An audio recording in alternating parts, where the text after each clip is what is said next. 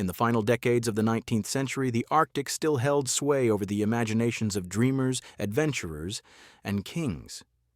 It was a place of blank maps and biting winds, where the sun refused to rise in winter and refused to set in summer. The North Pole was more myth than geography, something spoken of in clubs and newspapers, but still untouched by human feet. And for a man named Charles Francis Hall, it was not just a mystery. It was a calling. Charles Hall was not a sailor by training, nor a scientist by degree. He was a printer, a journalist, and a restless man who had once published stories about other explorers until the day he decided he could do better. His obsession with the Arctic began in the 1850s during the feverish years of searching for the lost Franklin expedition. While others searched and returned, Hall kept going, again and again, drawn north like iron to a magnet. Unlike the stiff-collared naval officers who had come before him, Hall had a rough charm and a commoner's fire. He learned from Inuit guides instead of dismissing them. He traded rifles and tea for secrets of survival. He survived one failed expedition, then another, and then a third, each time returning a little more gaunt, a little more obsessed. But in 1871, backed at last by the U.S. government, Hall launched the most ambitious Arctic voyage America had ever seen. The ship was named the Polaris, Latin for Pole Star, and it was fitted for ice, burdened with coal and packed with provisions. Aboard was a strange crew, scientists, sailors, engineers, and even Hall's trusted Inuit companions, Tukulito and Ebier-Bing, who had saved his life in years past. At the helm was Hall himself, no Navy rank, no command experience, but a will of iron. Hall promised Congress he would reach the North Pole. He swore it could be done. And so, the Polaris slipped away from the Brooklyn Navy Yard in July 1871, heading north with flags flying and hearts burning. To the newspapers, it was glory. To Hall, it was destiny. And to some, aboard the Polaris, it was a voyage already cursed by tension. Few knew that beneath the patriotic songs and brass speeches lay something darker. Hall did not trust his officers. They did not trust him. Some were German, some American, and some saw Hall not as a leader, but as a reckless amateur with delusions of grandeur. On deck they smiled. Below deck they whispered. As the coastlines faded behind them and the chill of northern waters crept in, Hall stood alone at the bow staring into the fog. The North was waiting, but so was something else, something no one on that ship could yet name. And in time, only a handful would return to tell the tale. This was not just another voyage, it was a ticking clock, a test of men and ice and ambition. And it had already begun. Charles Hall had never set foot in a university lecture hall, but his study was filled with hand-drawn Arctic maps and Inuit artifacts. By candlelight, he scrawled notes in the margins of old journals, Franklin's, Kane's, McClintock's, desperate to decode the Arctic's riddle. He read every report, devoured every rumor. Where others saw white emptiness, Hall saw trails and truths. He slept little and wrote much. His friends called him brilliant, his enemies called him mad. But all agreed on one thing. Hall was consumed. In the early 1860s, he had journeyed north in a small whaling vessel armed with nothing but hope and hand-me-down gear. He stayed with the Inuit for years, learning their ways, recording their stories, and asking about white men who had come before. He believed Franklin's men might still be alive. He believed the key to the North Pole lay not in European tactics, but in native knowledge. It was an idea most Arctic veterans found laughable. But Hall didn't care. He had made a vow to find answers or die trying. The cold, the hunger, the isolation. He bore them all with a stubbornness that frightened even his allies. Tukulito and Ebier-Bing, his Inuit companions, grew to admire his grit, but worried about his judgment. He forgets the ice has its own rules, Ebier-Bing once muttered. By the time the U.S. government agreed to fund his Polaris expedition, Hall had a reputation that outshone his resume. Politicians loved his American spirit. Newspapers adored his fire. But some whispered he had no business commanding a crew. Still, the Polaris was his dream made real, a symbol of everything he had fought for. As the ship sailed into colder waters, Hall paced the deck like a man both triumphant and haunted. He believed they were on the verge of something historic. But already, the seeds of doubt were sprouting. Below deck, officers rolled their eyes. They called him paranoid, controlling. He locked maps in his cabin, accused crew members of plotting behind his back, and demanded blind obedience. The tension turned meals into silent affairs and meetings into battlegrounds, yet no one dared mutiny. Yet. Hall was still the face of the mission, the reason they had government backing, the man who inspired front-page headlines. As long as he held the nation's attention, he held their allegiance. But as the ice thickened and the compass grew sluggish, even Hall began to feel it. The creeping cold, not just of the Arctic, but of mistrust. He watched the horizon, he watched his crew, and deep inside, a voice whispered what he refused to say aloud. He might not come back from this. The Polaris was more than a ship. It was a symbol. To Charles Hall, it represented the summit of American ambition, a floating testament to courage, science, and the relentless will to conquer the unknown. Painted black to absorb the Arctic sun and reinforced for the punishing crush of sea ice, it had been outfitted with the best equipment available: scientific instruments, steam-powered machinery, even a library of polar literature. But a fine ship was no guarantee against human fault. Even before it left harbor, the Polaris was troubled.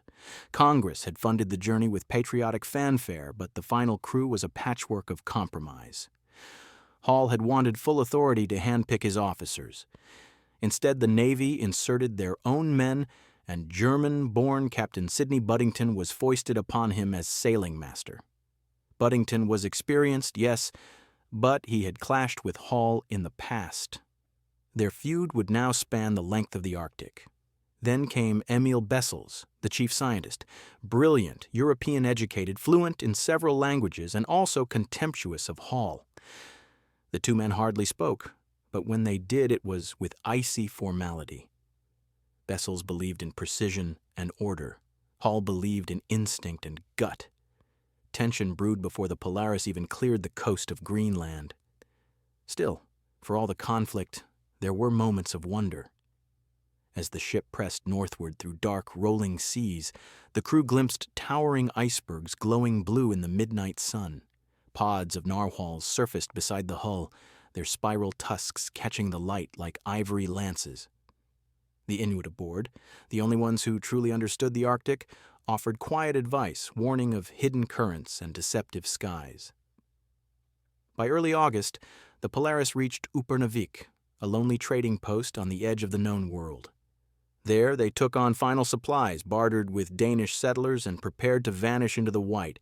From that point on, there would be no resupply, no rescue, no second chance. On August 17th, they crossed the 74th parallel. Hall gathered the crew on deck and gave a speech. "This is the line where we surpass all past American efforts. Beyond here, history is ours to make." The men cheered, but some exchanged nervous glances. For all his passion, Hall's leadership had started to crack under the pressure of isolation and suspicion. He had taken to walking the deck at night, scribbling notes, mumbling to himself. He interrogated crewmen for perceived slights. One sailor swore he saw Hall counting rations 3 times in a row, muttering about sabotage. The Polaris was moving steadily north, but its captain was beginning to drift. And yet, despite the unease, Hall believed they were close. He marked a bold route toward the pole. Ice floes groaned and shifted around them. Fog swallowed the sun. The ship's timbers creaked like bones. The dream was still alive, but already cracks had formed. The Arctic did not forgive pride, and the Polaris, magnificent and flawed, was heading straight into its heart. A ship may be built of oak and iron, but it sails on the strength of its people. And the Polaris, proud, expensive, and loaded with hope, had a crew stitched together from fragments, strangers, misfits, opportunists. A team not built for harmony, but for haste. Charles Hall had wanted loyal men, people who believed in the mission, who shared his obsession with reaching the pole. But government strings pulled tight. Officers were assigned, not chosen. Scientists selected for prestige, not chemistry. Sailors pulled from lists, not from trust. It showed. Captain Sidney Budington was Hall's oldest sore spot. They had clashed years earlier on a previous expedition, and while Budington had seafaring experience, he viewed Hall as a deluded amateur. Behind closed doors, he openly mocked Hall's leadership. In front of the crew, he was cold and precise, rarely smiling. Then there was Emil Bessels, the German-born scientist tasked with overseeing the expedition's research. To Bessels, Hall was not just unqualified, he was an obstacle. The two barely spoke without tension, and Hall, suspecting Bessels of undermining him, began withholding information. A scientific expedition was becoming a psychological battleground. The crew included Hans Hendrik, a Greenlandic Inuit interpreter and hunter, whose knowledge would prove vital. But even he was caught between rivalries. Sailors distrusted the Inuit, officers distrusted the sailors, and Hall trusted no one completely, not even himself. On certain days, Tukulito and Ebir Bing, Hall's trusted Inuit allies, had joined once more. They had saved his life before, and he relied on their presence like an anchor. But even they saw what others did not say aloud. This crew did not feel like a unit. It felt like a trap. Orders were followed, but grumbling echoed below decks. Rumors of favoritism, harsh discipline, and paranoia circulated freely. One sailor wrote in his diary, "We are not comrades. We are passengers of suspicion." When Hall demanded full access to navigation tools, Budington refused. When Bessels scheduled field experiments, Hall blocked them. Supplies were double-counted, private journals vanished, the chain of command had snapped, and only appearances held it together. And yet, outwardly, the Polaris moved northward with precision. Charts were drawn, ice was recorded, samples collected. The newspapers back home praised American bravery, unaware that the brave were at each other's throats. This crew was not chosen, it was thrown together. And as the nights grew longer and the air colder, Hall began to wonder if the Arctic would be the only thing trying to kill him. July 3rd, 1871. The Polaris slipped away from the Brooklyn Navy Yard, its flags snapping in the summer wind, its decks freshly scrubbed and crowded with hopeful faces. Cannon fire saluted her departure. Bands played patriotic tunes. In Washington, politicians toasted to a triumph not yet earned. For Charles Hall, this was more than just a launch. It was the realization of nearly 2 decades of dreaming, scheming, and surviving. As the shoreline receded behind them, he stood at the rail, gripping his notebook like scripture. The North lay ahead, and with it, destiny or disaster. The first days at sea were filled with ritual. Supplies were inventoried, duties assigned. The sailors adapted quickly. They were used to the rhythm of the ocean, but Hall's unease lingered. Despite the noise of progress, he felt something sour in the air. Budington kept to himself, issuing curt orders, but rarely seeking counsel. Bessels immersed himself in his instruments, as if the captain's cabin were a fortress. Hall attempted meetings, but they became terse affairs, full of silence and half-truths. As the ship passed Newfoundland and entered colder waters, icebergs began to appear on the horizon, floating cathedrals of blue and white. The crew fell silent at the sight. For many, it was their first true glimpse of the Arctic's majesty and its menace. The further north they went, the more alien the world became. The sun no longer sets. Sleep patterns collapsed. The ocean grew sluggish with floating ice, and the temperature dropped each day. And yet, amid the discomfort, the Polaris performed admirably. She cut through the floes with a growl, her reinforced hull scraping aside sheets of ice that would crush a lesser vessel. Hall kept a strict journal. Every weather shift, every temperature reading, every sighting of seal, whale, or polar bear, he logged it with obsessive precision. He believed they would make it. He had to. But tension deepened. Arguments over navigation erupted. Hall accused a steward of eavesdropping. Bessels complained of interference in his experiments. Budington, silent but calculating, began spending more time with his own loyal officers, building alliances below the surface. Still, progress continued. By the end of July, they passed Disco Bay.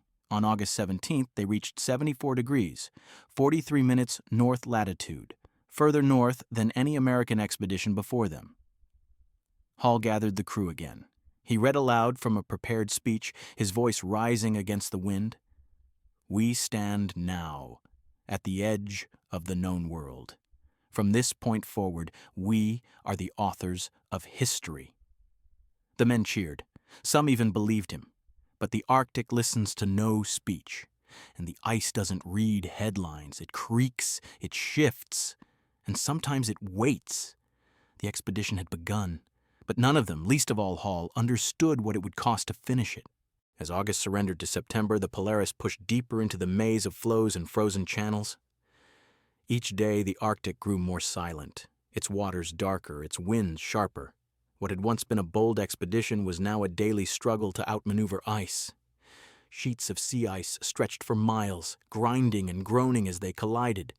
Sometimes they closed in like jaws, forcing the crew to stop and wait, the ship trapped in a frozen vice. Then came a thaw, and the Polaris would lurch forward again, her timbers aching with strain. The Arctic was not a landscape. It was a living thing, moody, shifting, dangerous. The crew worked in layers of wool and seal fur. They shoveled ice from the decks, chopped frozen seawater from the rigging, and watched each other more than the horizon.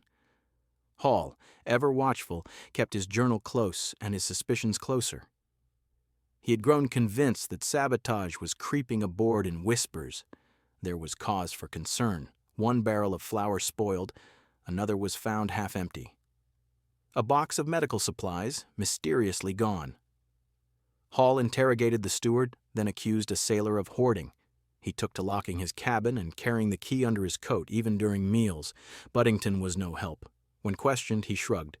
"The cold makes men careless," he said, "not conspirators." But Hall didn't believe him. He suspected Budington was protecting someone, or plotting something himself.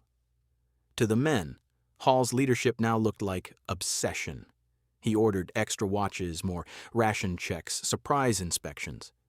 At one point, he accused the cook of poisoning the tea. Tukulito begged him to rest. Ebirbing warned him he was slipping into paranoia. Yet Hall pressed forward. His eyes burned from cold and sleeplessness, but his voice still carried command. "The pole is close," he said. "Every step north brings us closer to immortality." But the crew was less convinced. Morale withered in the cold. Bessels and his fellow scientists kept to themselves, muttering in German. The sailors grumbled about frostbite and frozen hammocks. When the sun finally dipped below the horizon for good, plunging them into polar twilight, it felt less like adventure and more like imprisonment. And then came the crack. Late one night, the ice shifted violently beneath the hull. A sharp, echoing snap rang out through the darkness. Men scrambled to the deck, lanterns flickering in the wind. They found the ship had been pushed sideways, heeled at an angle by the shifting pack. It took hours to dig her out, axes and poles hacking at the frozen bonds. It was a warning. The Arctic was closing its fist. Still, Hall stood on the deck at dawn, staring at the ghostly shimmer of the ice. His coat flapped in the wind, and his breath smoked in the air. "We go on," he said, and so they did, though none could say how much longer. By late September, the Arctic night was settling in for good. The sun no longer rose. Only a pale glow on the horizon marked where day once lived. The crew of the Polaris worked under stars and lanterns now, their world narrowed to the dim radius of oil lamps and the creak of timbers groaning in the frost. With the light gone, shadows grew longer, especially the ones cast by fear. Tensions that had simmered for months began to boil. In the galley, voices were hushed. In the hold, conversation stopped when Boots approached. The men no longer looked each other in the eye. Whispers curled like smoke in the frozen air, about missing supplies, about Hall's odd behavior, about Budington's silence. Hall had become increasingly erratic. He barely slept, wandering the ship at all hours. He double-checked maps, then redrew them. He gave contradictory orders. Some said he spoke to himself in the dark. Others swore he'd become convinced that someone was trying to kill him. And maybe he was right. One morning, Hall staggered into the mess hall, pale and sweating. He accused the steward of tampering with his coffee. "There's something in it," he growled. "I feel it." Bessels, ever calm, offered to examine him. "Exhaustion," he said. "He needs rest, not rumors." But Hall refused to be examined. He returned to his cabin and locked the door. For 2 days he didn't emerge. When he did, he looked worse. Sunken cheeks, trembling hands, and eyes like wet stone. He told Tukulito he had been poisoned, that someone had slipped something into his food, that the officers were planning to take over. She tried to comfort him, but his paranoia had calcified. He accused Budington directly during a tense meeting. The captain laughed it off, but the damage was done. Lines were drawn. Officers began dining separately. Sailors avoided the upper deck unless ordered. The expedition had fractured. Then, one of the crew, an engineer named Meyer, was caught rifling through Hall's personal chest. He claimed he was just checking the charts, but Hall erupted in fury, accusing him of espionage. Meyer was confined to quarters, but the incident only fueled the fire. What had once been a crew was now a ship of factions. Bessels and Budington formed one quiet alliance. Hall, Tukulito, and Eberbing stood alone, increasingly isolated. The rest of the men picked sides, or tried not to be noticed. And still, outside, the Arctic pressed closer. Temperatures plunged, ice thickened. Food supplies were inventoried again and again, always coming up short. The Polaris creaked in her icy berth, a coffin of ambition trapped by frost. Whispers, once the language of boredom, were now the voice of fear. Something was going to happen. Everyone knew it. No one said it aloud. October arrived not with snow, but silence, the kind of silence that stretched between conversations and settled like frost on the skin. Aboard the Polaris, trust had frozen over long before the water around them. Charles Hall was visibly ill now. His face was gaunt, his lips cracked, his voice hoarse. He refused all food that he had not personally seen prepared. He carried a small vial of drinking water everywhere. Even Tukulito could not calm him. He insisted that someone, likely Bessels or Budington, was poisoning him. Eventually, with pressure mounting from the crew, Hall relented to a medical exam. Emil Bessels took charge as the ship's official physician. He gave Hall a mild treatment. Some claimed it was quinine, others said it was merely hot water and herbs. The next day, Hall collapsed entirely. He could no longer stand. He was moved to a small cabin on the upper deck where Tukulito nursed him day and night. Eberbing brought him snow for water. But Hall's condition only worsened. His speech became slurred. He had violent chills, then fever, then hallucinations. He cried out in the night, shouting accusations into the darkness. "They want me dead! I see them! Plotting!" he moaned. The men outside the cabin heard everything. Some pitied him. Others feared him. Bessels continued to treat him, but suspicion swirled. Why had Hall deteriorated so quickly? Why did Bessels now control his medicine, his access, even who was allowed to visit? Some said it was nature taking its toll. Others whispered darker theories. The Polaris had become a ship with no center. Hall had been the anchor, the face of the expedition. Without him, discipline unraveled. Officers bickered over decisions. Sailors looked for someone to follow, but no one stepped up, not publicly. Budington held the rank, but not the respect. Bessels had the knowledge, but not the loyalty. The rest of the officers eyed each other cautiously, like men sharing a room with a ticking clock. Meanwhile, outside the ship, the ice grew thicker. Winds howled over the deck. The sails were frozen stiff. The ship groaned as the pack ice pressed harder around it. They were trapped, fully and irreversibly. The Polaris would not move again until spring, if she moved at all. Inside, the tension was unbearable. Meals were eaten in silence. The mess hall, once rowdy, had become church quiet. Even laughter seemed like a risk. And on October 24th, 1871, Charles Francis Hall died. His final words were whispered. Some said to Tukulito, others claimed to no one. Tell them what they did." No autopsy was performed, no formal inquest, just a burial in the frozen ground, a few words said over the grave, and then a heavy, waiting silence. The leader was gone, and the ship was no longer an expedition. It was a cage. Though history remembers the Polaris for its final frozen months, its early progress included a vital pause, a stop at the edge of civilization. Greenland. Before the true plunge into Arctic isolation, the ship anchored at Upernavik, a wind-beaten outpost where the known world gave way to the unknown. Upernavik was not much to look at. A few wooden buildings, a scattering of sled dogs, and the watchful eyes of Danish traders and Inuit residents. But for Hall, it was a last breath, a moment to recalibrate, to refit and to prepare for the silence that lay ahead. It was late August when the Polaris dropped anchor in the shallow bay. The crew stepped ashore, boots crunching on frost-stiffened ground.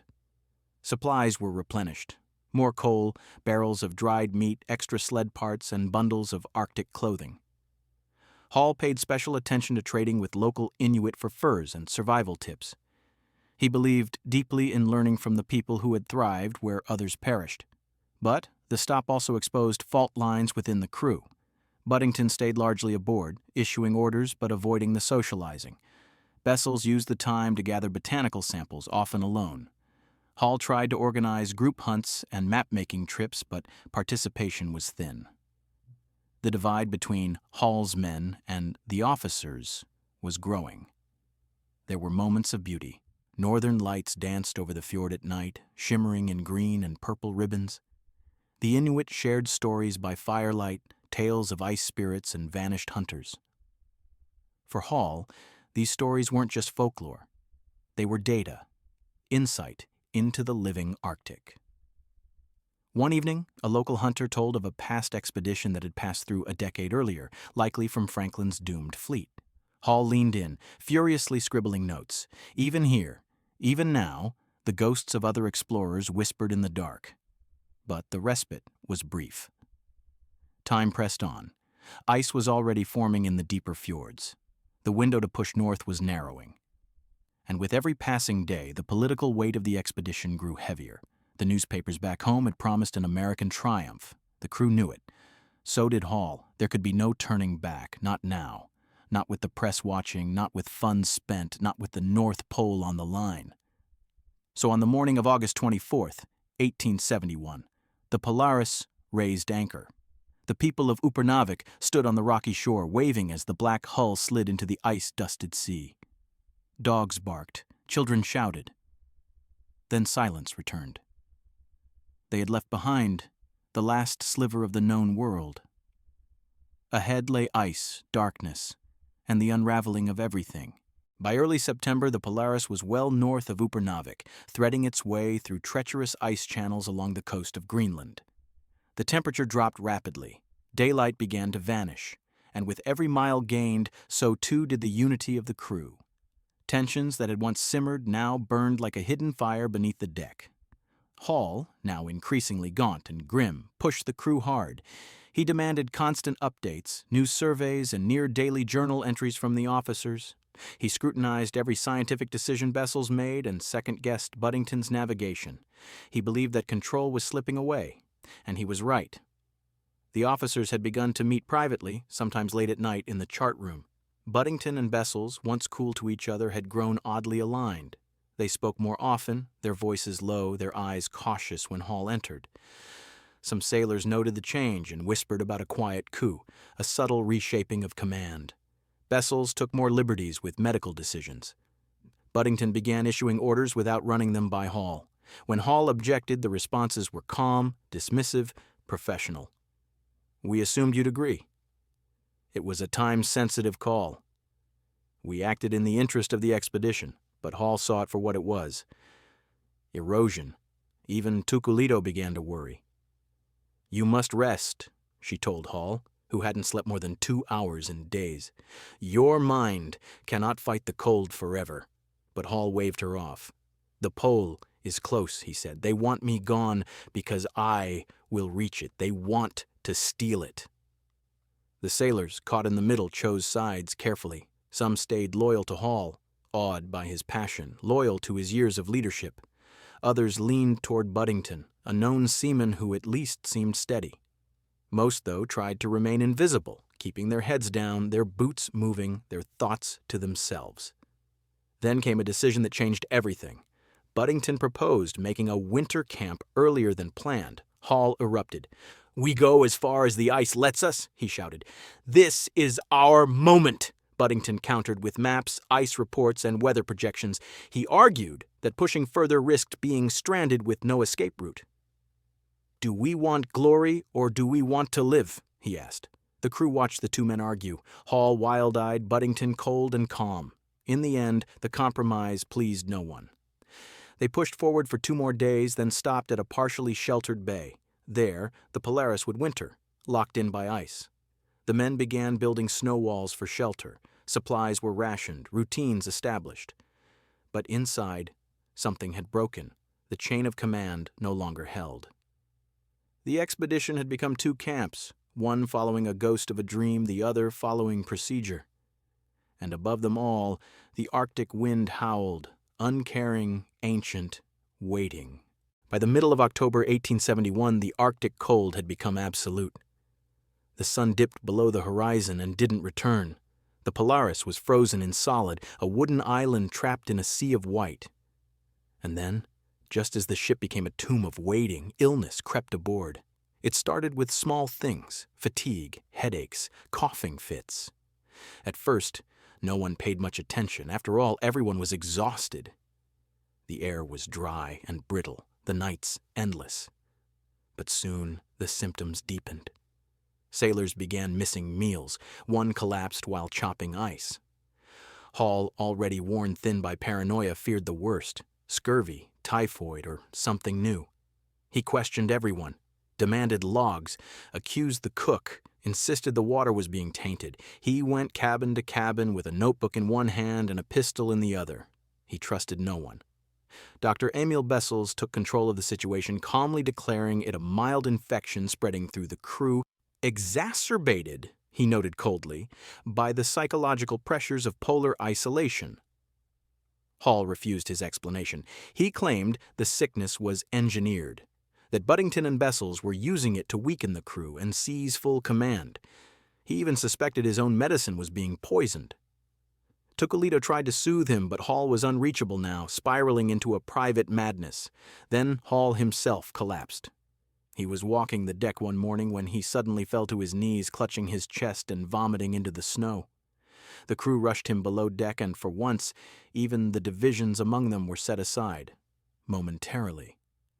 Bessels treated him with quiet urgency, administering what he claimed were basic antipyretics.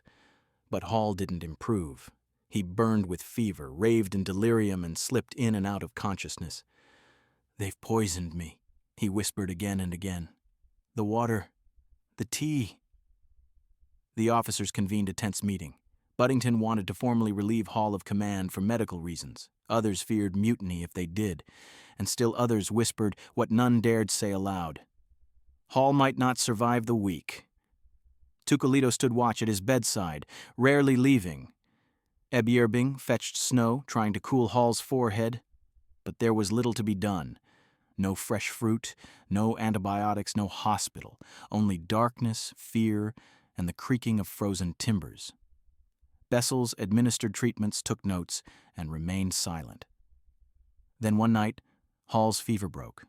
For a few brief hours, he seemed lucid. He asked for his journal. He tried to sit up. He even ate a spoonful of broth. Hope flickered through the crew, and then, as quietly as it came, it vanished. By morning, Hall was worse, much worse. His skin turned gray, his lips cracked and bled, and his eyes, when they opened, were distant. He muttered incoherent things about betrayal, about the pole, about death. No one could stop what was coming. The man who had chased the North Star his whole life was fading, right there, in the middle of the ice, surrounded by silence and suspicion. And still, the fever lingered. October 24th, 1871. The day began in hushed tones. The cold was sharper than usual, the wind whispering down through the rigging like a warning. Inside the Polaris, most of the men had risen early. Something in the air felt different. At the heart of the ship, Charles Francis Hall lay still. He had not spoken since midnight. Tucolito sat beside him, gently pressing a cloth to his forehead. Eberbing stood guard at the door. Bessels was called, but he arrived slowly, methodically. He examined Hall in silence, checked his pulse, and wrote something in his logbook. Then he left without a word. An hour later, the ship's bell rang once, long and low, the kind of ring that carried finality. Hall was dead. There was no formal announcement, only a quiet ripple of words passed mouth to mouth. The man who had dreamed of the pole for 2 decades, who had raised money, written manifestos, and survived 3 expeditions, was gone. And with him, something larger died too. Tukulito wept quietly in the corner. Ebirbing placed a hand on her shoulder, his face blank with restrained fury. They had followed Hall into the ice because they believed in him. Not in science, not in rank, but in him. The officers met in the chart room. Budington now assumed official command, with Bessels taking on expanded duties as chief medical officer and scientific director. There was no vote. There was no ceremony. It simply happened. Hall's body was removed from the cabin and prepared for burial. There was no embalming fluid, no coffin. Just a sheet, a shovel, and frozen ground. A grave was dug near the ship beneath a wind-blasted rise. On the afternoon of October 25th, the crew assembled in silence. Budington read a brief passage from the Bible. A handful of men mumbled prayers. No one made a speech. There were no eulogies. Only Tukulito, clutching Hall's scarf, whispered something in her native tongue. Then they covered him with ice and snow. The wind howled as they returned to the ship. Later that night, inside his quarters, Bessels wrote a single line in his journal. Captain Hall expired at 3:25 a.m. Cause, cerebral hemorrhage. Final treatment administered yesterday evening. He signed his name. Closed the book. But others weren't so sure. Rumors spread quickly. Some crewmen swore they had seen Bessels give Hall a strange liquid hours before his collapse. Others believed Hall's condition had improved before it worsened. Too quickly to be natural.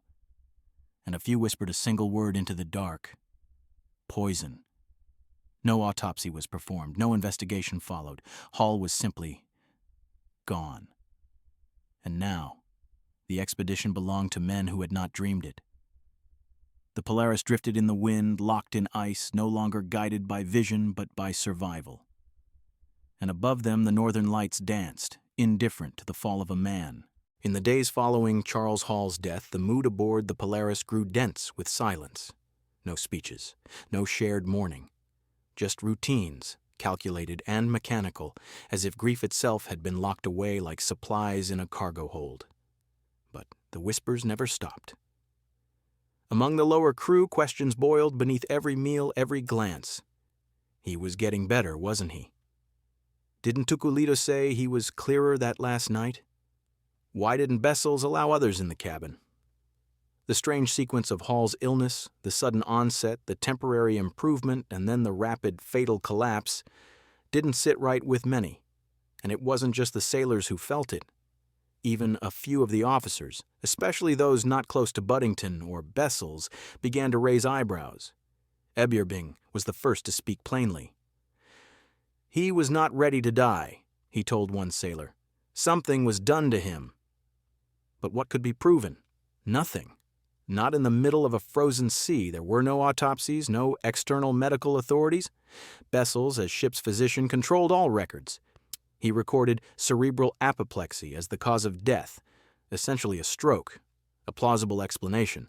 But in a place where everything felt hostile and nothing seemed real, plausibility wasn't enough. Some pointed to the timing. Just days before Hall's collapse, he had accused Bessels and Budington of undermining his authority publicly. He had demanded full control over the expedition's command and scientific direction. That demand had gone nowhere, and now he was buried in the ice. Budington, as new captain, tightened discipline. Meetings were shorter, orders more blunt. He rarely mentioned Hall's name. When he did, it was with a quick nod, like removing a name from a manifest, but Bessels, he became colder. He maintained meticulous records, but offered no explanation when Hall's diary disappeared from the captain's cabin. He conducted experiments as if nothing had changed. When asked about Hall's final hours, he gave short, clinical answers. And still the Polaris sat, locked in the pack ice, surrounded by eternal night and the endless groaning of shifting floes. In this frozen isolation, even small doubts grew monstrous. Hall had been the spirit of the expedition. Without him, there was only the shell, the ship, the mission, the hierarchy. But the soul was gone, and many believed it had been taken, not surrendered. Far above them, auroras shimmered in haunting colors. Beneath them, the Arctic deep was quiet. But within the Polaris, the air was full of something unspoken, not just grief, suspicion. With Charles Hall buried beneath the Arctic snow, the Polaris had a new leader, one many had feared would take command all along. Captain Sidney Budington, formerly second in command, now ruled the ship in title and tone. Unlike Hall's fiery determination, Budington led with blunt authority. He wasted no time in reminding the crew of the chain of command. New schedules were posted, meal times were shortened, conversations were kept brief. The message was clear. Sentiment was over. Survival was now the mission. But while discipline tightened on the surface, confusion reigned beneath. Budington had never shared Hall's vision for reaching the pole. He believed in safe harbors and slow progress. Some thought him cautious, others called him a coward. Either way, the ship's purpose had shifted. Scientific work resumed under Bessels, now fully in charge of all research activities. But the crew noticed how often he and Budington met behind closed doors. Decisions were no longer discussed openly. Orders came down from above, sealed in tone and motive. The ship itself had changed, too. Hall's cabin was sealed, his personal journals had vanished. Tukulito was allowed to keep some of his effects, but others were stored, or lost, without explanation. The leadership acted as if Hall had never existed. Some men began keeping secret journals of their own, hidden in sock drawers or between stacks of dried cod. If anything happened to them, they wanted a record. Tukulito and Ebierbing withdrew into silence. They did their duties without complaint, but their eyes spoke volumes. They had known Hall for years, and his death was not just a loss, it was a fracture. Meanwhile, the ship was a prisoner of the ice. Outside, temperatures plummeted, winds howled. Inside, the lamps were trimmed low to conserve fuel. Rations were cut. Men slept in shifts, wrapped in every stitch of clothing they owned. Frost formed on the walls, breath hung in the air. Budington gave orders, Bessels kept records. The crew endured, but endurance was not unity. Arguments broke out over small things. Missing gloves, extra helpings, firewood allocation. These frictions, once easily mended, now festered. There was no captain to inspire, only one to command. No dream to chase, only the bitter waiting of winter. And in the absence of purpose, suspicion bloomed. A sailor named Morton whispered that Hall's ghost walked the deck. Others laughed, nervously. But even they glanced over their shoulders when alone. The Polaris had lost its soul. It had found only cold leadership in return. And somewhere in the dark, the ice listened. As November settled in like a second skin, the Polaris was no longer just icebound. It was buried. Snow piled high against her hull, freezing the gangplank in place. Inside, the crew had carved narrow paths between bunks, mess hall, and latrines. The ship groaned in the night as the ice shifted like a creature turning in its sleep. Captain Budington had promised the men that their position was safe, that the ship would hold until spring, and then, with the thaw, they could sail home. But no one truly believed that anymore. Hall had been the only one with the will to press forward. Without him, Budington's caution reigned. There would be no attempt at the pole, no bold adventure. Just survival. That might have been enough if the ice had agreed. In late November, a terrifying crack split the night. The ice beneath the ship groaned, shifted, and then gave way. The Polaris tilted sharply, her starboard side heaving upward. Men were thrown from their hammocks. One cook broke his arm in the fall. Panic set in. Some believed the ship was breaking apart. Others thought it was sinking. They scrambled to the deck only to find the sea refrozen in jagged shards around them. The hull held, for now. Budington ordered immediate inspections. Timber was strained but intact. The rudder, however, was jammed tight by ice. If the thaw ever came, they wouldn't be able to steer. The message was clear. The Polaris was now a prison. Food was the next concern. Rations were inventoried again. Barrels of salted pork had begun to spoil. Biscuits crumbled into moldy dust. The men took to boiling seal blubber and scraping ice for water. Hunting parties were dispatched, led by Ebierbing. They managed to bring back a few seals and Arctic hares, but the effort cost energy the men barely had. Spirits sagged, tempers frayed, and then, on December 3rd, something unthinkable happened. An iceberg, a massive drifting wall of frozen time, collided with the ice pack near the Polaris. The shockwave shattered part of the surrounding floe. A deep groan rolled through the ship as the hull shifted again. Several storage crates tumbled into the sea. 2 sled dogs were lost to a hidden crack in the ice. The stern of the Polaris dipped, and for hours no one was sure she would stay afloat. Budington appeared calm, but his orders grew sharper, his face more withdrawn. He ordered the remaining dogs chained indoors. All firearms were locked away, ostensibly to prevent accidents, but everyone knew better. The ship was still afloat, but just barely. The dream of exploration had ended long ago. Now even survival looked fragile. That night, as wind screamed over the rigging and ice cracked beneath their boots, Tukulito whispered a prayer. And in the dark below deck someone else whispered, "This is the end." But the ice said nothing. It never did. By January 1872, the Polaris was no longer just trapped. It was adrift. Locked in a massive slab of sea ice, the ship had begun a slow, uncontrollable slide southward. A current beneath the frozen surface was carrying the vessel inch by inch, away from its intended anchorage and deeper into uncertainty. Captain Budington tried to maintain composure. "We are moving," he told the crew, "but the ice is sound." But the ice was not sound. It was restless. Cracks spiderwebbed across the floe. Booms echoed in the night like distant cannon fire. The deck listed slightly to port, then righted, then tilted again. No one slept well. The shifting ice brought danger beyond structural damage. It disrupted the hunting grounds. Ibirbing reported that seals had vanished. Tracks of polar bears were spotted closer to the ship, drawn by the smell of cooking fat and desperation. The crew rigged rifles near the hatchways. Rations continued to shrink. Men fought over spoons of condensed milk and lard. When a crate of preserved peaches was discovered hidden behind snow-stuffed barrels, the argument nearly turned into a brawl. Budington broke it up with a pistol drawn. Discipline frayed. Conversations grew sharp, then vanished altogether. The mess hall was quiet now. Only the sound of chewing, the occasional cough, and the ever-present groaning of the ice. Tukulito remained the calmest aboard. She sang softly to herself while sewing, her voice a fragile thread of peace in a storm of silence. Even the gruffest sailors sat near her when they could, just to hear something human.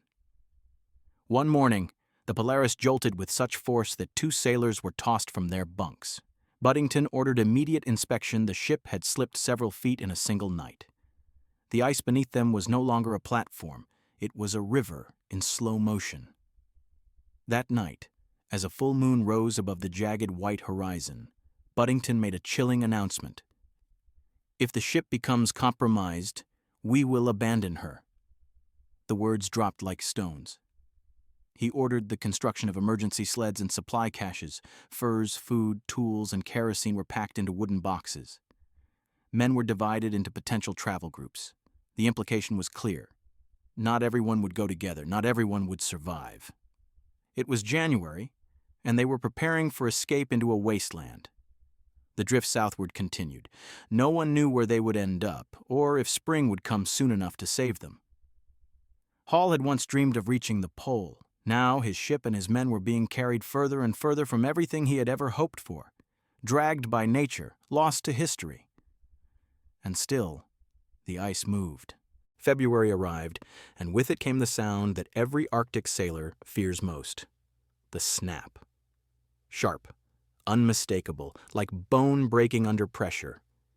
The ice around the Polaris had fractured, clean, sudden, and violent. The ship lurched. Men were thrown to the floor, sleds toppled. A barrel of salted meat burst open on the deck, spilling its contents into the snow. Within moments, Budington was shouting orders. "To the rail! Secure the rigging! Check the hull!" The crew scrambled as the floe beneath them cracked again. A deep crevice opened just yards from the stern. Water gurgled in, then froze almost instantly, sealing itself with a hiss. It was clear now. The ice was breaking up beneath them. And soon, it would take the ship with it. Budington declared that emergency preparations must begin immediately. Sleds were loaded with food, fuel, weapons, and canvas. Dog teams were hitched. Every man was assigned a group, a set of tasks, and a designated route in case of evacuation. It felt less like planning and more like surrender. Tukulito and Ebirbing helped lead the packing effort, their movements efficient, calm. They had lived in the Arctic long before the Polaris. They understood the signs better than anyone. "We may not get another warning," Ebirbing muttered to a sailor. "This is the ice saying, go!" And then on the night of February 15th, the worst happened. A colossal rupture tore through the ice beneath the bow. It didn't just crack, it roared. A black open seam widened beneath the moonlight. Several crewmen who had been unloading gear onto the ice were separated from the ship in an instant. A section of the floe, along with 19 men, a sled team, and critical supplies, drifted away into the dark. They shouted. The ship answered with frantic lamps and shouted names. But the current was fast. Within minutes, the gap had widened too far. The drifting men, clinging to their supplies, disappeared into the Arctic night. Panic spread among those who remained. Budington ordered no pursuit. It was impossible in the dark, and the ice was too unstable. For the first time, his voice cracked. The Polaris was now truly fractured, physically and morally. 2 expeditions existed, one stranded on a drifting floe, the other aboard a wounded ship, and no one knew which was worse.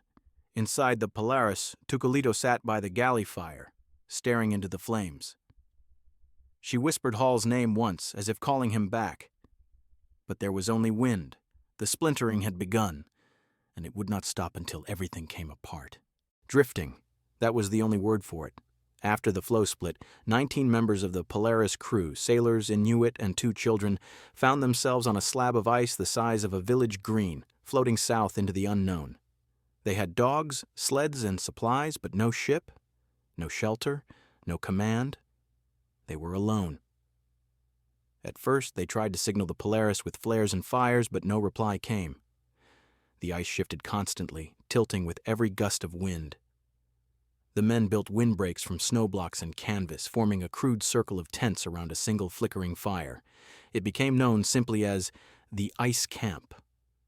Ebirbing emerged as a quiet leader. He knew how to read the wind, track seals, and keep the dogs calm. Tukulito tended to the children, one her own, the other the son of a crewman, and rationed food with a mother's eye. There was no formal rank, but all listened to her when she spoke. Each day was a battle for warmth. Seal blubber burned in tin stoves, its oily smoke staining everything. Men took turns watching for polar bears. The sled dogs, once fierce and proud, huddled together in silence, their breath freezing in clouds. At night, the ice groaned. Sleep was shallow. Every creak could mean another break. They drifted past towering icebergs, jagged and ghostly. One morning, a sailor named Booth shouted, "Land!" But it was only fog against a sheer wall of blue. Food dwindled. The crew began to eat leather, bootstraps, harnesses, anything. Ebirbing managed to spear 2 seals, but they were lean and carried parasites. Still, the meat kept men alive. Tensions frayed. One argument over a piece of biscuit turned into a fist fight. Tukulito stood between them, holding a carving knife. "We have no room for enemies," she said. She was right. Their world was no bigger than the floe, and getting smaller. Despite the horror, there were moments of strange beauty. One night, the aurora danced overhead in silent waves. Another evening, the ice cracked just enough to expose a school of Arctic cod, and the men caught dozens with makeshift spears. Days turned to weeks. The drift continued south toward Baffin Bay, where once they had aimed for the pole, now they only prayed for land or rescue. And then, one morning in April, the sound of a ship's bell echoed across the ice. They scrambled to the edge of the floe. On the horizon, a black speck, growing. A sealing ship, American, the Tigris. After 196 days on the ice, the stranded crew was saved. They had survived what should have been certain death. Not through command or science, but through instinct, grit, and the quiet leadership of the ones history often forgets. The Polaris was still out there, they told the rescuers. Broken, adrift, perhaps lost. But they had made it, and now the world would hear their version of the story. While the ice camp drifted toward salvation, those still aboard the Polaris faced their own bleak struggle. With Hall dead, the floe split, and part of the crew gone, Captain Budington was left with a crippled ship and a skeleton crew. Morale had collapsed. So had any sense of unity. The Arctic winter showed no mercy. They were locked in a place, encased in frozen silence, with supplies dwindling and no clear plan. No one spoke of the pole anymore. The dream had cracked and sunk beneath the weight of cold reality. Now they spoke only of survival. Hunting became the only real hope. Ebirbing and a few remaining Inuit ventured onto the ice whenever the wind allowed. They scanned the horizon for movement, anything alive. Seals became their lifeline. Blubber was rendered into oil for lamps and stoves. Meat was divided to the bone. Nothing was wasted, not even the organs. A successful hunt meant one more day of warmth, one more night with less fear. But seals were elusive. Days passed without sightings. The men took to melting snow in iron pots and mixing it with seal oil to create something vaguely soup-like. A few tried boiling leather belts. Others grew weaker by the hour. Budington issued strict rationing orders, but it was clear the food would not last. Sailors hollowed out snow caves to trap warmth. They used threadbare blankets and wore every piece of clothing they owned. Frostbite spread like ink. Hands and faces blistered. One man lost 3 toes. No doctor could help. Bessels had withdrawn entirely, seen only in brief flashes, scribbling in his notebooks, speaking to no one. Tucolito remained a quiet force. She tended to the injured, cooked what little food remained, and comforted those whose minds began to fray. One night, she found a sailor attempting to walk into the snow, convinced he had seen a fire and people dancing. She brought him back. The ship itself groaned under the strain. Wood cracked. Ice crept into every seam. By March, the Polaris was more ice than vessel. Then came the polar bear. One morning, a lookout screamed. A white blur had appeared near the hunting party. A massive bear, starved and bold, drawn by the scent of blood and desperation. Ebirbing raised his rifle, but the ice shifted underfoot. The shot went wide. The bear charged. It was Tucolito who saved them. From the deck she fired a second rifle, striking the bear in the neck. It staggered, then fled, vanishing into the fog. The men stood silent, breathing clouds of disbelief. That night, they passed around the last of the cocoa powder in her honor. They were still alive, just barely. Each sunrise was a miracle. Each seal a feast, each breath a gamble. They were living on seals, on snow, and on the thin thread of human stubbornness. And far off to the south, the ice camp survivors were already telling the world. The reckoning would come. By April 1872, the Polaris was barely a ship. She was a frozen husk, her sails useless, her timbers warped, and her crew hollowed by hunger and grief. The sea ice around her was starting to break, but the hope of sailing her home was gone. Captain Budington, gaunt and exhausted, gathered the remaining crew. "We will abandon her," he said flatly. "We must build boats and prepare to march south." And so began the last desperate plan. The crew spent weeks scavenging what could be salvaged from the Polaris: canvas for sails, wood for sled frames, metal for runners, tar for sealing cracks. They repurposed lifeboats, repaired what they could, and began constructing sledboat hybrids that could be dragged over ice and rowed through water when needed. Every day was a race against the thaw. If they waited too long, the ice would disintegrate beneath them. If they left too early, they risked freezing to death or losing footing on unstable terrain. During this time, Tucolito found something strange. While digging through a storage chest in Hall's old cabin, she uncovered a small oilskin pouch wedged behind a crate of scientific instruments.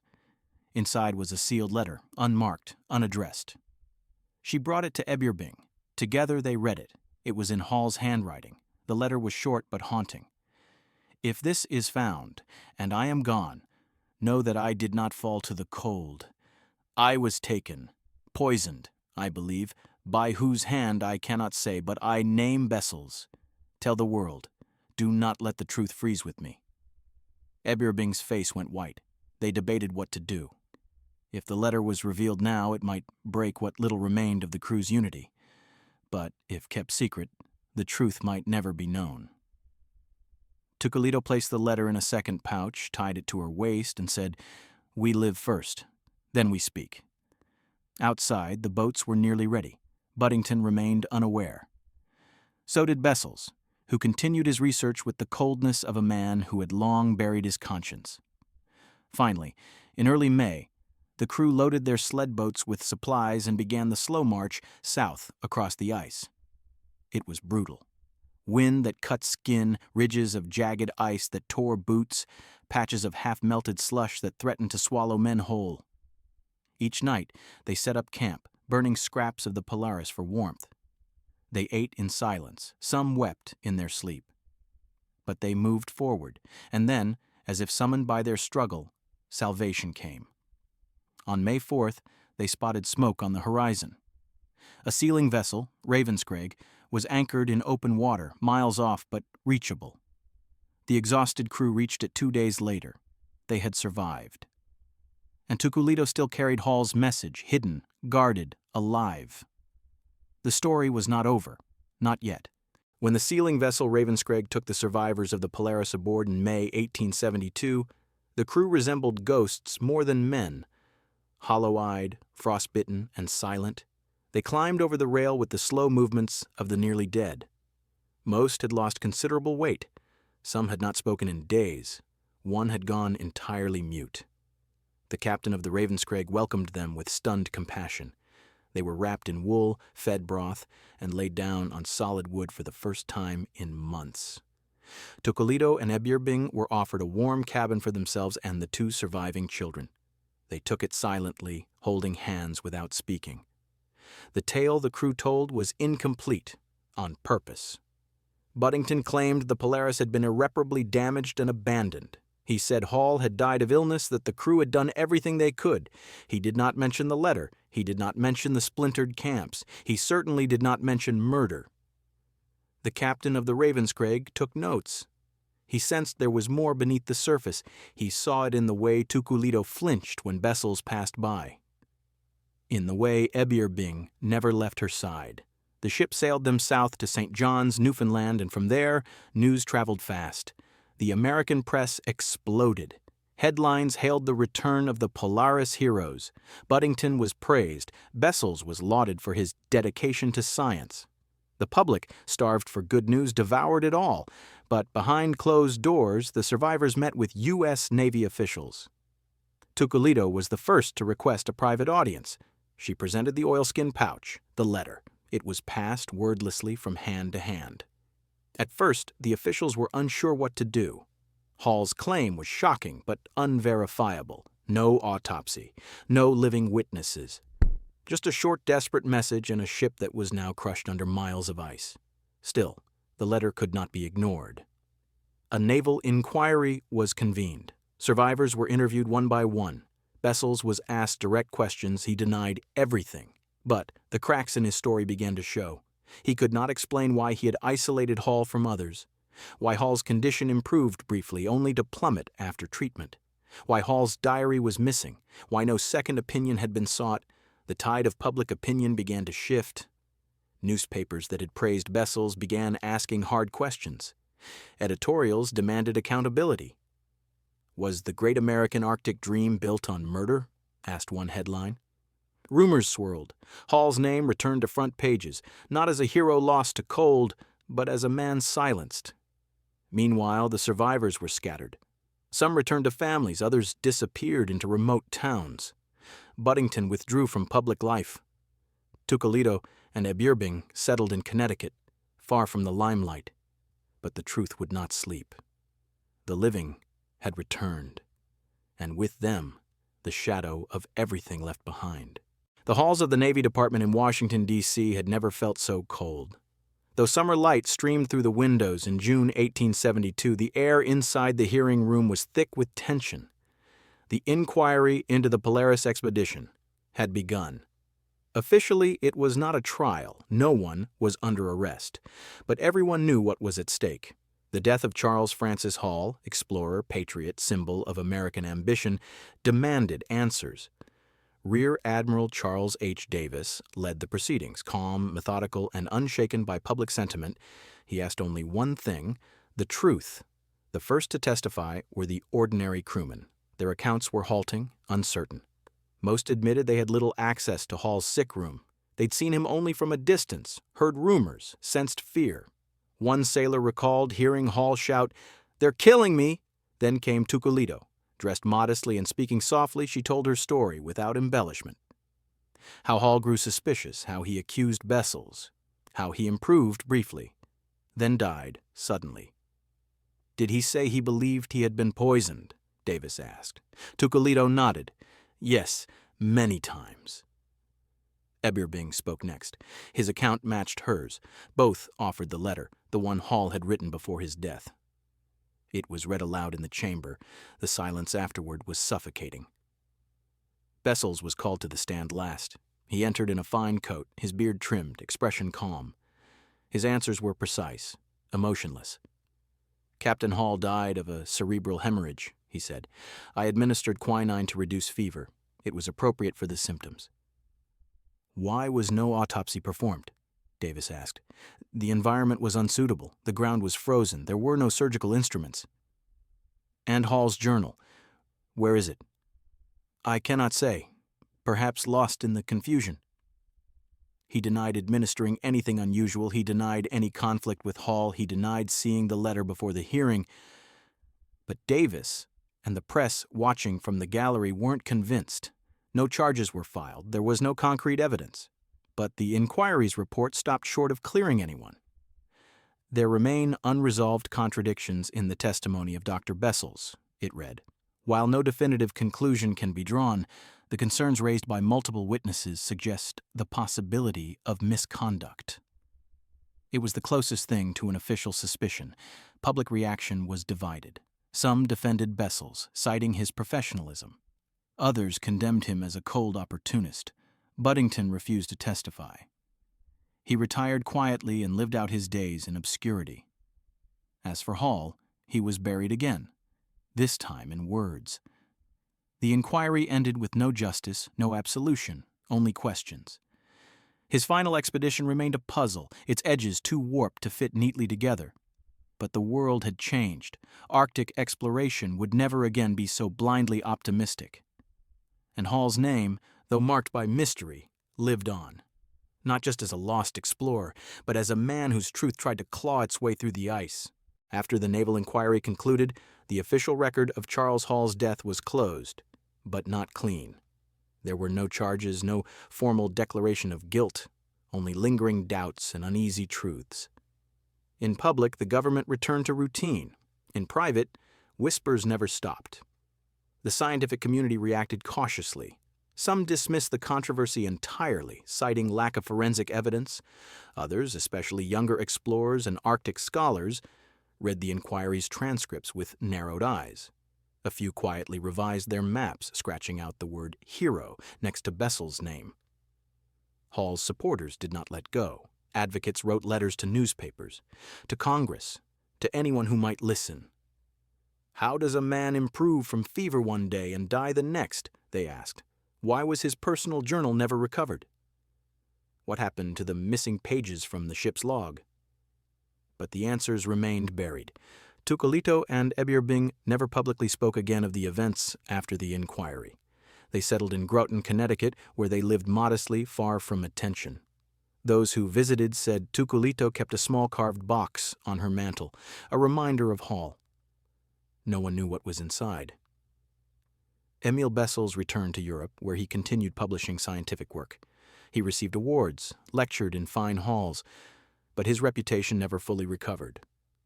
Though no charges had been brought, the shadow of Hall's death followed him. At private gatherings, colleagues would ask quiet questions, then drop them when Bessels entered the room. Budington vanished into near-complete silence. He retired from the sea, refused interviews. When approached by journalists, he waved them away. Some said he spent his last years muttering to himself about the ice and commands ignored. But what gnawed at history wasn't just what had been said, it was what hadn't. The Polaris expedition left behind a legacy of doubt. Documents vanished. The final log entries were cryptic.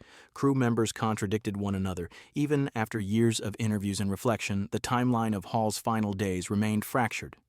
Hall's body lay under the ice of Greenland, without autopsy, without epitaph. The government declined multiple proposals to recover his remains.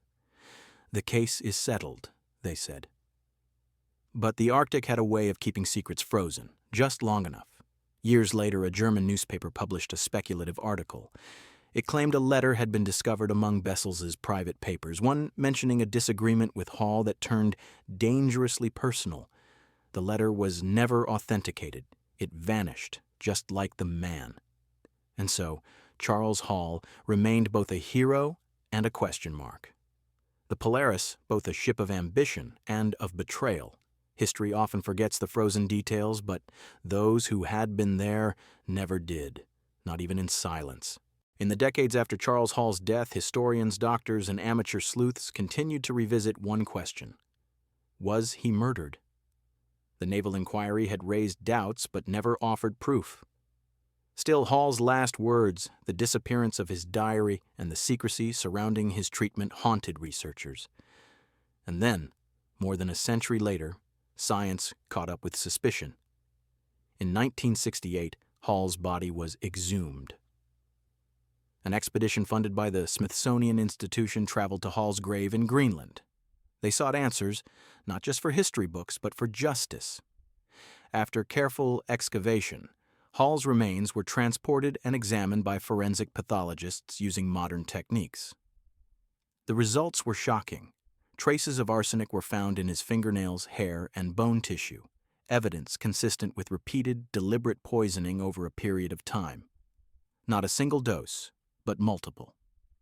Enough to cause the fever, confusion, and symptoms Hall had described before his death. The implications were explosive. For over 100 years, Hall's death had been considered a tragic byproduct of Arctic exploration. Now, it seemed likely that it was something else entirely. Homicide. The spotlight turned once again to Dr. Emil Bessels. He had been Hall's physician. He had administered the medicine. He had kept Hall isolated, and he had gained authority over both the ship and its records after Hall's death. What motive could he have had? Some historians pointed to rivalry. Hall, though charismatic and visionary, had no formal scientific training. Bessels, educated and respected in Europe, reportedly bristled under Hall's leadership. Tensions had mounted during the voyage. Bessels had publicly disagreed with Hall's decisions. Some witnesses described the atmosphere between them as toxic. There were also hints of personal betrayal.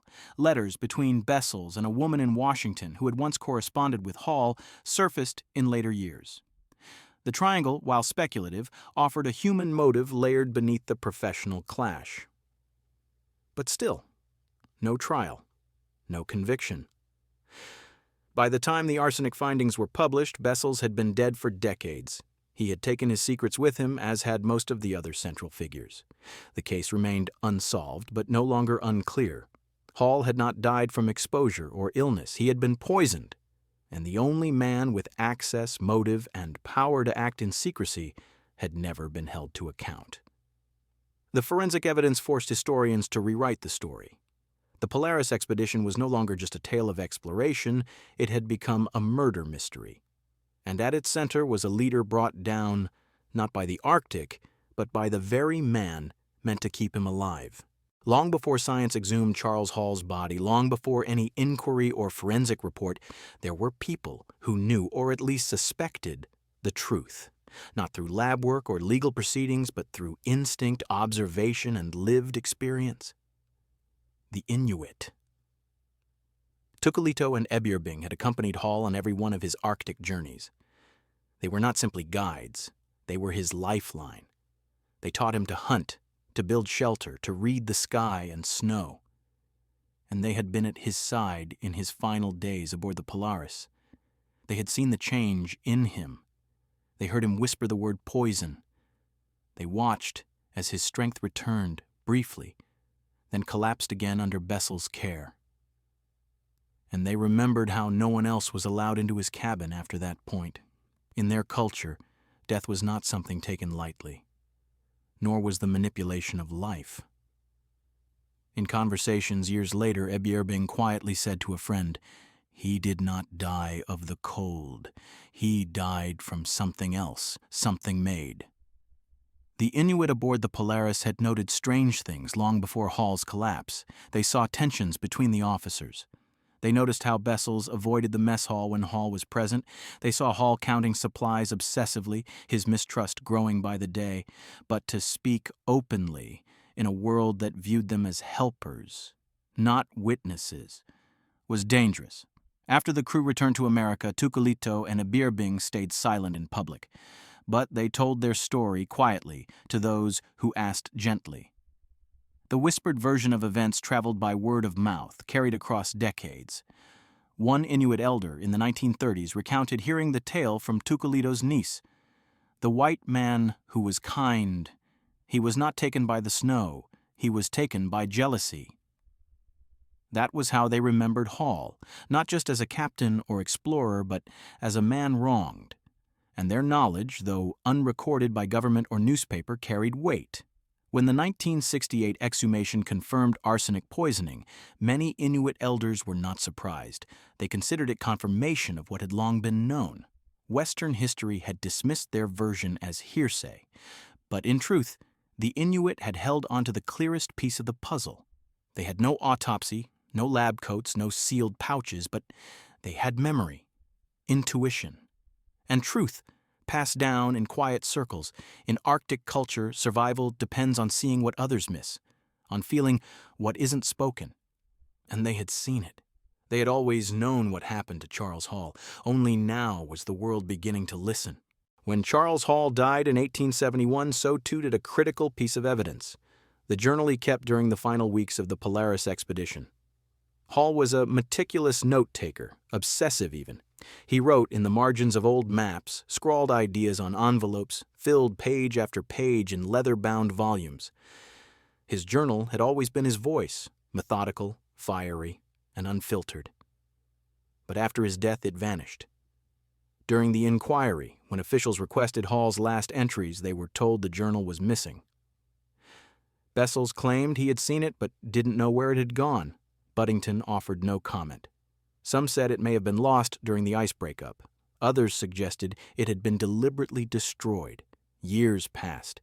In 1915, a researcher at the Naval Observatory claimed to have found fragments of what might have been Hall's writing, loose pages in a mislabeled file. The handwriting was similar. The ink faded. The entries were incomplete. But one line stood out. "They watch me too closely now.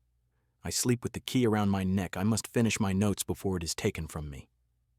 The discovery was never officially confirmed. The pages vanished again, reportedly swept up in a reorganization of archives. Then, in 1993, a historian named Lydia Caro uncovered references to a second book in a private letter from a crewman's descendant. The letter described a dark red notebook kept by the captain even after he took ill.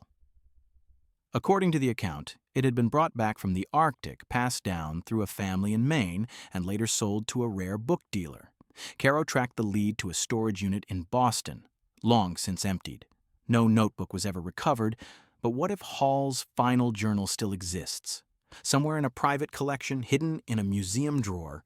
If it does, it could contain not only his personal view of the expedition, but a detailed account of his suspicions, possibly even names.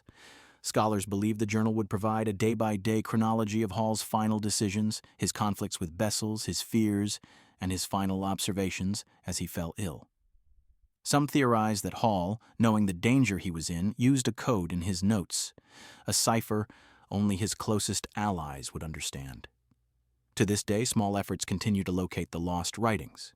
Manuscript hunters comb estate sales. Researchers follow dead ends. Hall's voice, so strong in life, remains just beyond reach. But the hope endures that somewhere, tucked in a box, wedged in a shelf, forgotten but not gone, is the journal that could say, without question, what really happened aboard the Polaris. And with it, finally, the truth Hall never got to finish. In the Arctic, graves rarely remain hidden forever. The permafrost preserves, time freezes, and sometimes the past rises up to speak.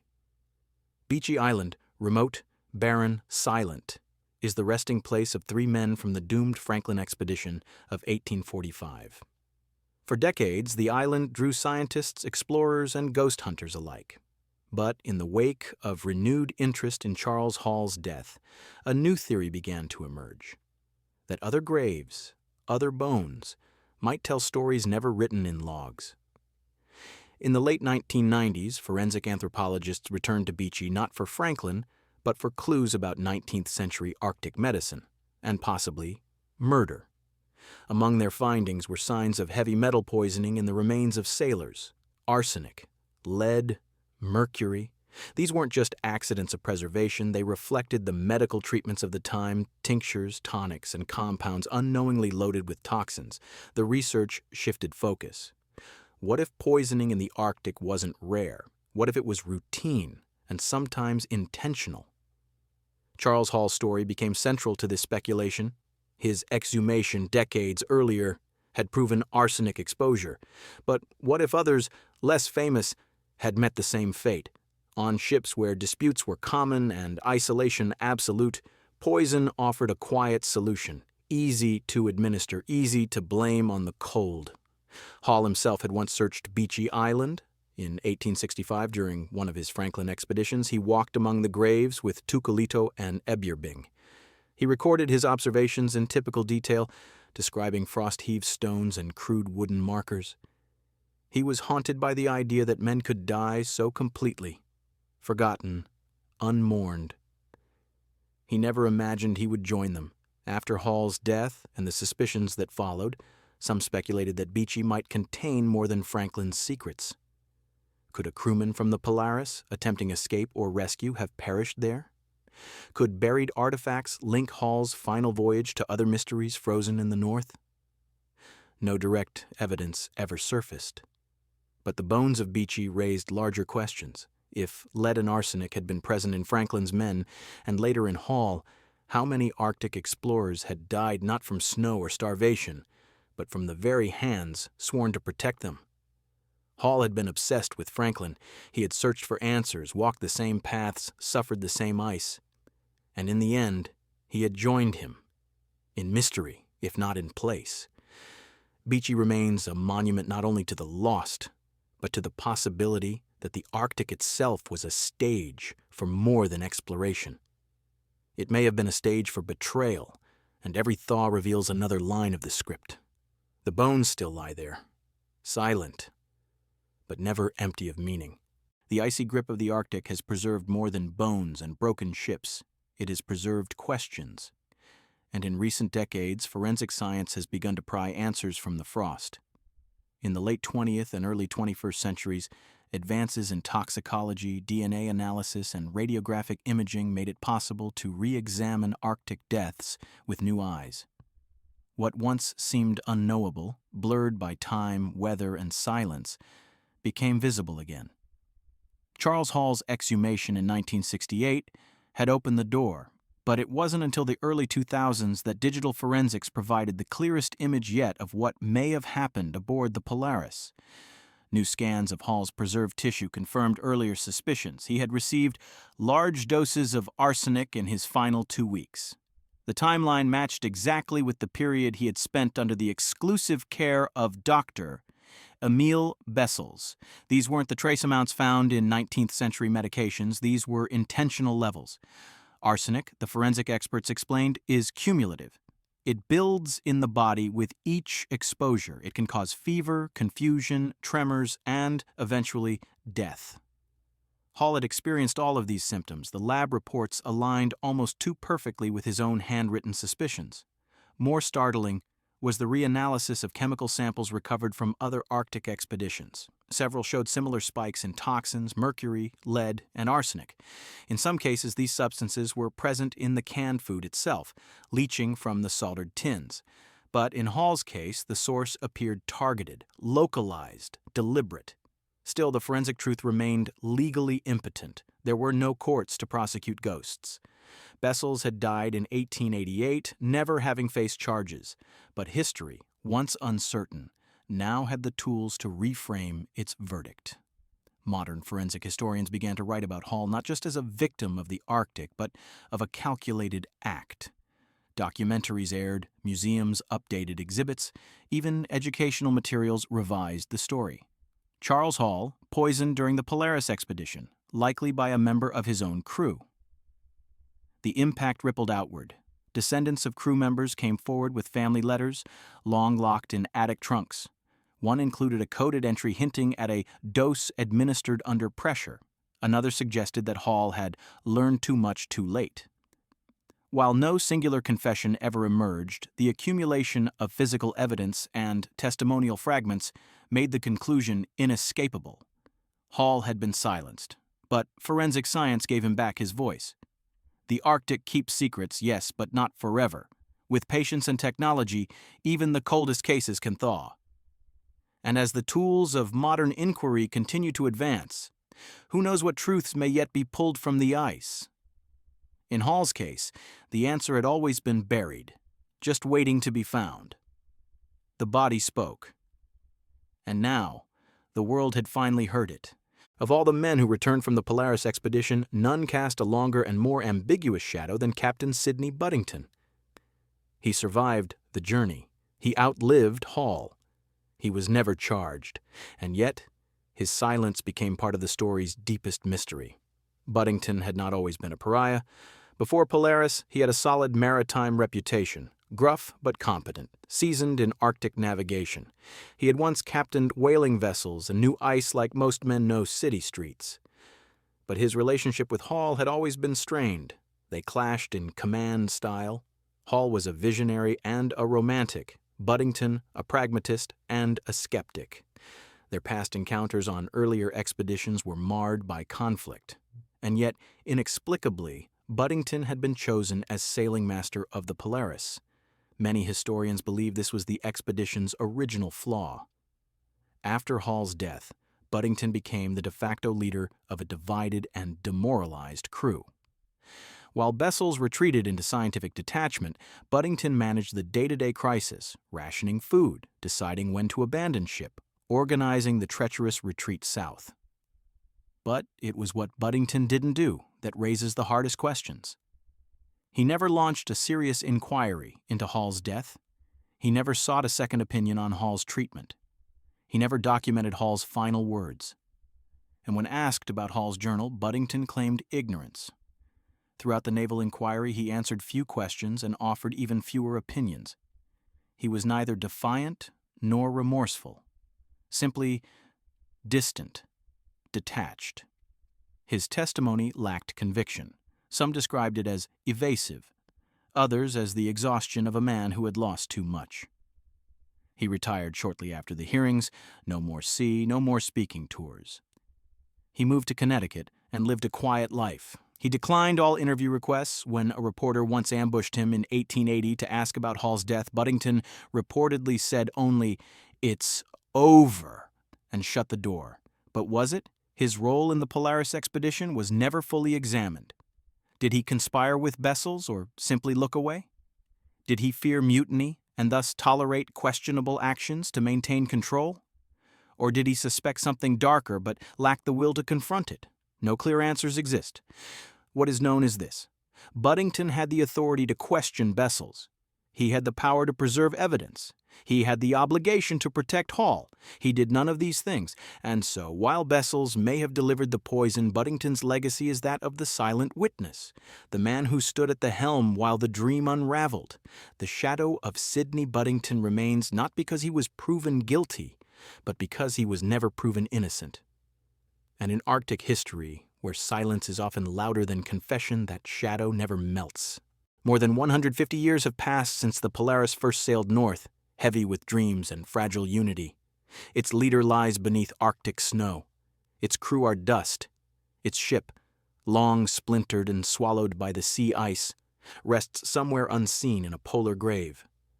And still, we wonder, was Charles Hall murdered? Was justice ever possible in the endless white? The story endures not just because of its tragedy, but because of its echoes. Historians still study the expedition's letters, its fragments, its lost and recovered pages. Forensic analysts continue to cite Hall's exhumation as a case study in cold case resolution. Arctic explorers invoke his name with a kind of reverence, equal parts admiration and sorrow. And the unanswered questions persist like ghost lights above the tundra. Why was Hall so suddenly isolated? Why did Bessels keep others from seeing him? Why were Hall's personal writings never fully accounted for? Each generation finds its own way to ask those questions. Some use microscopes and medical journals. Others use novels, documentaries, and art. But all of them, knowingly or not, are searching for the same thing Hall sought in the final pages of his life: truth, frozen in time. The Polaris expedition, like so many great ventures, was built on bold intentions and human flaws: pride, jealousy, ambition, fear. And somewhere between those frozen decks and that creaking hull, a leader died, not of the cold, but of the coldness of others. Tukulito and Ebyir Bing carried his story forward. So did the few sailors brave enough to whisper it. And later, the scientists, archivists, and explorers who dug through frost and bureaucracy to unearth Hall's final truth. Still, even with arsenic levels confirmed, with motives sketched in diaries, and with patterns repeated across history, no single, irrefutable answer has ever been found. And maybe that is part of what makes the story eternal. In the Arctic, some things never melt, some winds never rest, some names never leave the ice. Charles Francis Hall set out to reach the North Pole. He found instead the deep and chilling truth of human nature. And though the expedition ended, the mystery never did. It lives in every shadow on the ice, in every journal page still missing, in every silence that should have been a scream, a mystery without end.